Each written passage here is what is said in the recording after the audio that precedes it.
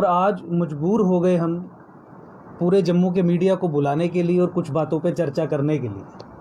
370-35 की एब्रोगेशन के बाद इन जनरल जो परिस्थिति बनी और पिछले एक महीने में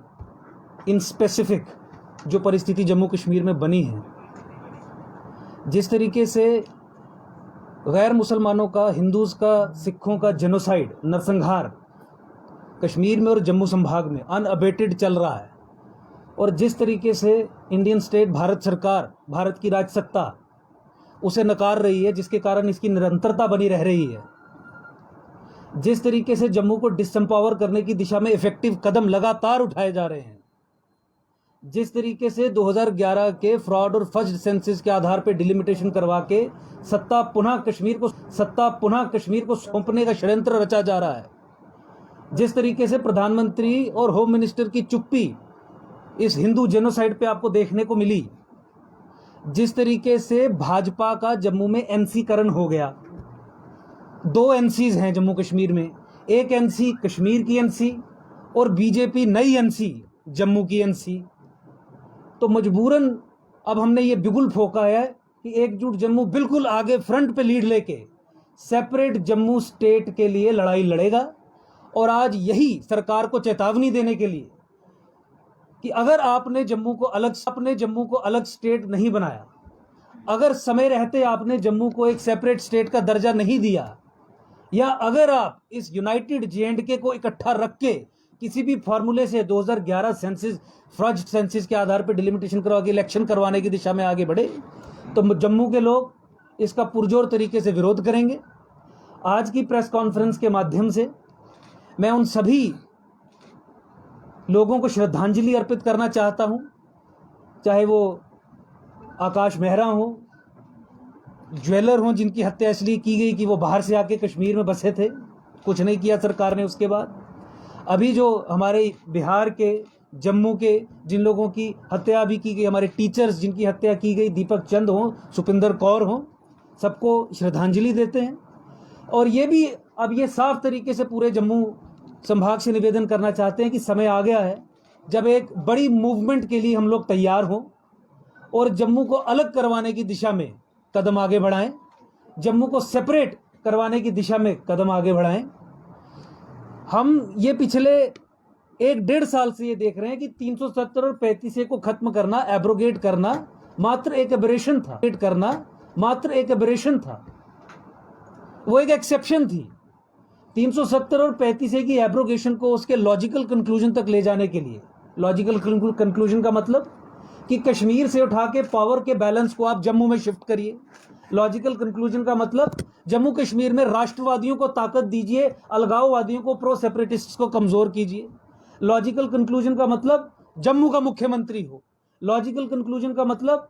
जम्मू को पॉलिटिकली एम्पावर किया जाए। लॉजिकल कंक्लूजन का मतलब जम्मू के संभाग के रहने वाले लोगों के साथ नौकरियों में, ट्रेड में, टूरिज्म में, डेवलपमेंट में किसी भी तरीके की कोई भी भेदभाव ना हो, वो नहीं किया गया। 370 और 35 खत्म करने के बाद इस सरकार ने बैकडोर से 370 और 35 को रीइंट्रोड्यूस करने का काम किया। 370 और 35 को खत्म करने के बाद इसने, भारत सरकार ने, जो जम्मू कश्मीर में जंग चल रही है और हिंदू जेनोसाइड, हिंदू नरसंहार, जिसकी एक क्लियर मैनिफेस्टेशन है जिहाद, उस पर पर्दे डालने का काम किया। वो सब चीजें जिससे जम्मू कमजोर हो रहा है, उस पर ब्लर कैंपेन चलाने का काम, जिससे नेशनल इंटरेस्ट कॉम्प्रोमाइज होता है, उस पर पर्दे डालने का काम, देश की जनता की आंखों में धूल झोंकने का काम यहाँ का तंत्र कर रहा है, स्टेट अपरेटस कर रहा है। इसलिए जम्मू संभाग जो डेमोग्राफिक असॉल्ट को कंटिन्यूअसली अभी भी फेस कर रहा है, लैंड जिहाद को कंटिन्यूअसली अभी भी फेस कर रहा है, हाई कोर्ट से जजमेंट करवाने के बावजूद यहाँ की सरकार ने रिव्यू पिटीशन फाइल करके उस लैंड जिहाद के प्रोसेस को खत्म करने की दिशा में जो कदम उठाने थे उसे रोक दिया, वो जो फेस कर रहा है कंटिन्यूअसली। कोई ऑप्शन अवेलेबल नहीं है कि जम्मू एक अलग राज्य बने, जम्मू एक अलग सेपरेट स्टेट बने, ताकि जम्मू का मुख्यमंत्री हो। और ये नेशनल इंटरेस्ट के दृष्टिकोण से भी बहुत इंपॉर्टेंट है। नेशनल इंटरेस्ट ये डिमांड करता है कि वो ट्रबल्ड एरिया जहां पे अलगाववाद एक समस्या है, वो ट्रबल्ड एरिया जहां पे पाकिस्तानी फ्लैंक्स होना एक समस्या है, जहां पाकिस्तान और आईएसआई अंदर से घुस के देश को खत्म करने का प्रयास कर रहे हैं, वो एरिया जो इस्लामाइजेशन ऑफ हिमालयाज, ताकि सनातन का इस्लामीकरण हो, ताकि गजवा हिंद हो, रेड ऑफ इंडिया सक्सेसफुल हो, उसका हॉटबेड है, उसका कुरुक्षेत्र है, वहां पे इस तरीके की रणनीति अप्लाई करना और जम्मू को तोड़ के कश्मीर से अलग ना करना एक सुसाइडल स्टेप है, एक ऐसा स्टेप है जिसे पूर्व में भी हमने ये कहा है कि जैसा आईएसआई और पाकिस्तान चाहेगा कि भारत सरकार जम्मू कश्मीर में जिस तरीके की नीति रखे उसी तरीके की ये एक नीति है। ये जम्मू संभाग के लोग अब इसे टॉलरेट नहीं करेंगे, क्योंकि हम फ्रंट लाइन पे हैं, हम इसके वर्स्ट सफरर्स हैं। नौकरियों से लेकर जिंदगी तक हम अपनी खो देते हैं, हत्याएं होती हैं और सरकार की कान पे जूं तक नहीं रेखती। इस सरकार की इस पॉलिसी को पूरे तरीके से नकारते हुए